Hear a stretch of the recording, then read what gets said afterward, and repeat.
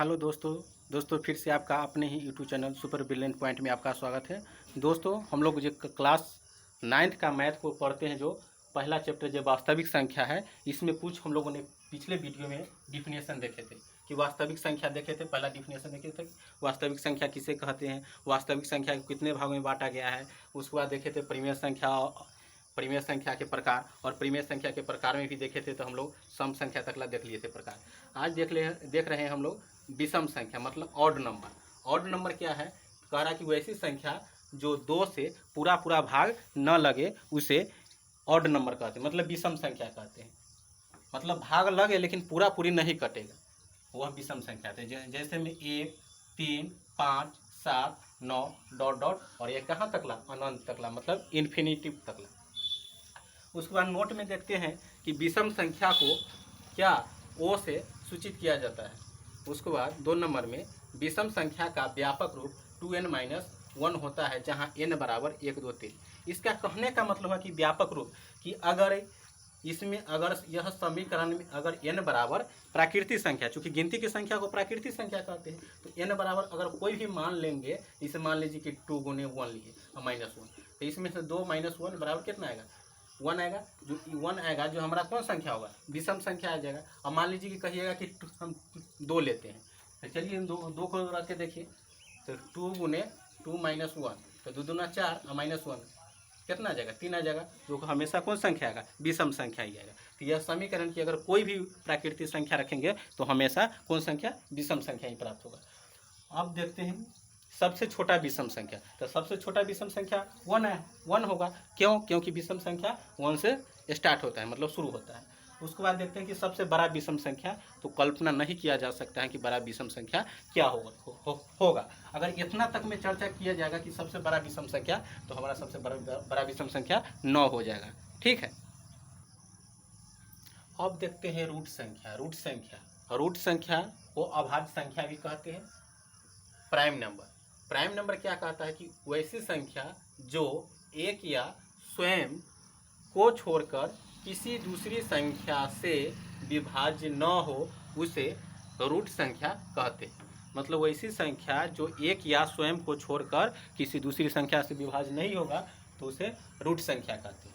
Note में देखते हैं कि रूट संख्या को अभाज्य संख्या भी कहते हैं। अब सबसे छोटा अभाज्य संख्या, तो सबसे छोटा अभाज्य संख्या 2 से होता है। 2, 3, 5, 7, 11 डॉट डॉट। मतलब अगर देखा जाए कि 2, तो 2 या तो 1 से न तो स्वयं से, 3 तो 1 से न तो स्वयं से, 5 1 से न तो स्वयं से। अगर 6 की बात किया जाएगा तो वह 1 से, 2 से, 3 से और 6 से, तो वो नहीं होगा।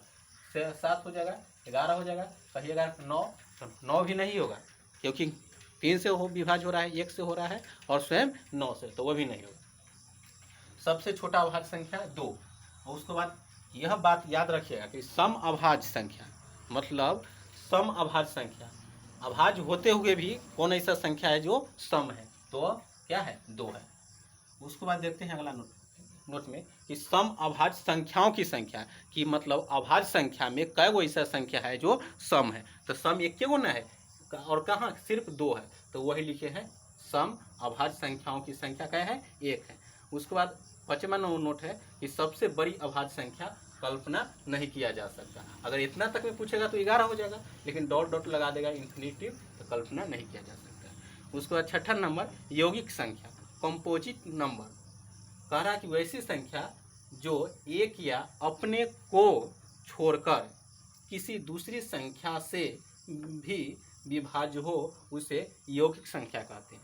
यौगिक संख्या कहते हैं। जैसे अब देखिए 4 1 से हो रहा है, 2 से हो रहा है, स्वयं 4 से भी हो रहा है। 6 1 से, 2 से, 3 से।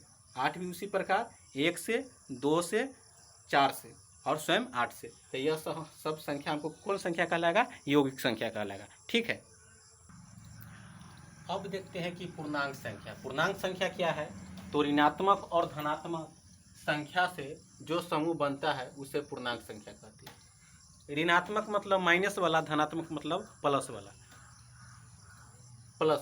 तो एग्जाम्पल में ये माइनस इन्फिनिटी, इसका इधर भी कोई और अंत नहीं रहेगा, न इधर भी, न लेफ्ट में और अंत रहेगा ना राइट में।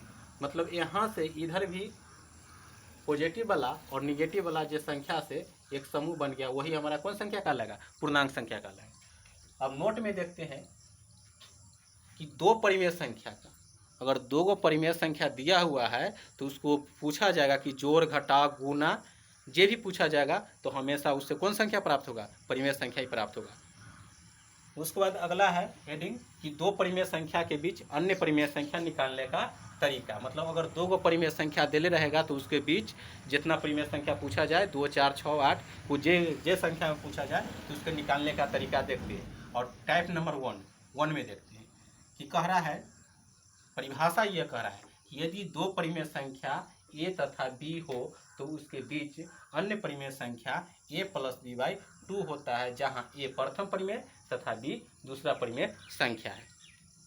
कि अगर दो गो संख्या के बीच कोई भी परिमेय संख्या निकाल सकते हैं। परिमेय संख्या कभी भी गलत नहीं होता है, लेकिन ध्यान देने योग्य बात है कि उसका बशर्ते कि एक रेंज में होना चाहिए। कि अगर आपसे पूछ रहा है कि 2 और 4 के बीच में, तो उसका मान भी निकलना चाहिए 2 और 4 के बीच में। अगर 4 के बाद चलेगा तो वह बिल्कुल गलत हो जाएगा, चाहे 2 से कम होगा तो भी गलत हो जाएगा। इसका परिमेय संख्या का कोई भी मान निकाल सकते हैं, बशर्ते उसका रेंज में होना चाहिए, तो वो कभी भी गलत नहीं होगा। कोई भी मान हो सकता है परिमेय संख्या का। उसके बाद एग्जाम्पल में देखते हैं कि 2 और 4 के बीच 3 परिमेय संख्या निकालें।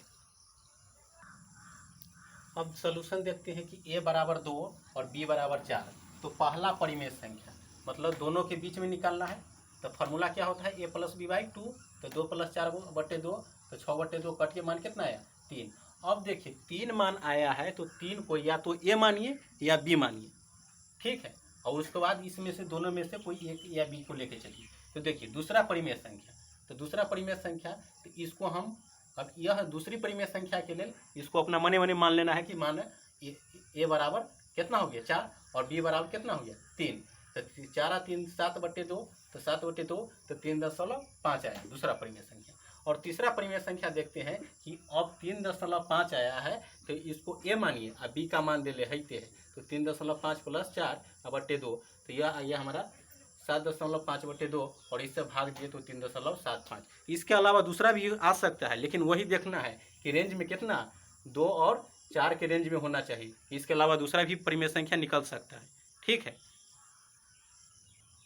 तो दोस्तों यह वीडियो आपको कैसी लगी है? अगर अच्छी लगी है तो अपने चैनल को सब्सक्राइब कीजिए, ताकि आपका पूर्ण रूपेण सिलेबस को कंप्लीट कराया जाएगा, ठीक है दोस्तों। तो जय हिंद, जय भारत।